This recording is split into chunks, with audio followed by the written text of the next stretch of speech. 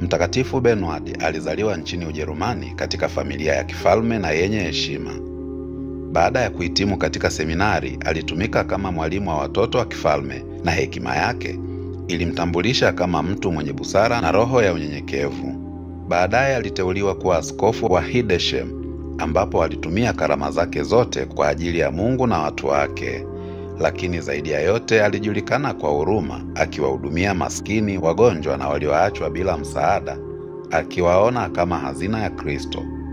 Katika utawala wake wa kiroho, Hildesheim iling'aa kama kitovu cha elimu, sala na sanaa. Bernard aliishi maisha ya utakatifu wa ndani, akitafuta kuishi kama mtumishi wa kweli wa Mungu.